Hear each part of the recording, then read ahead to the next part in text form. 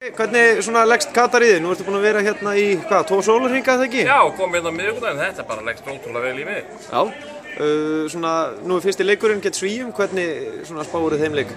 Ég held að þetta getur verið hörkuleikur, þetta getur verið svona ströggl svona framan af, en ég trúi að við klárum þetta í lokin með svona 1-2 mörgum. Myndirðu segja að þetta sé svona, já, segja allt sem segja þarf fyrir mótið svona, hvernig þessi leikur fer eða?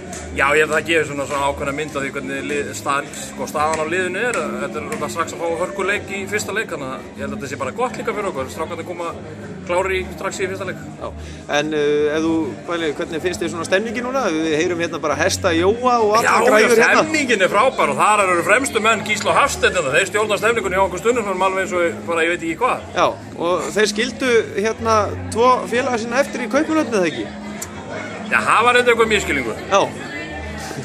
Það var skemmtilegur misskilningur. En hérna, ef við höldum aðeins áfram með hérna, íslenska landslið, er eitthvað sem að þú hræðist varðandi svona? Nei, ég er svo sem ekki hræðist neitt. Þetta bara snýst alltaf saman og þetta er ótrúlega klísjur allt saman. Þetta er bara snýst um að hvort að markvallan og vörninn sé í lagi sem ég efast ekkert að verði. Þetta verður allt í teitt á málum. Nú er þetta hérna, já, veistu númer hvað þetta stórmót sem þú ferð á núna?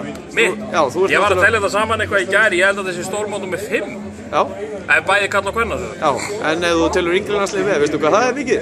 Nei, ég held sem bara eitt sem er ein lokakefni, og ég var nokkrar undakefnir. Já. Svona rétt í lokin, þú ert náttúrulega að fylgjast með heima fyrir hérna í úrvalsdeild kvenna. Já. Að sjálfsögðu. Já.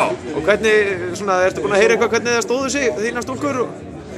Nei, ég veit ekki alveg hvernig það hefur verið, ég hef eftir að fá upplýsingar, ég er ekki alveg nóg tengdur netinu og svona, þetta er svolítið slappt á þessu. Já, en hvað endar Ísland? Ísland endar, við skulum segja að við komumst allavega í 8-úrslitinu og eftir það þá er þetta allt hægt. Einhverja kveðjur í lokin til þeirra Íslendinga sem þekkja þig, sem eru heima fyrir? Það er óskaplega fáir sem þekkja mig orðið, bara að biðja heilsu öllum og hér er allt í góðum málum. Veistu það ekki?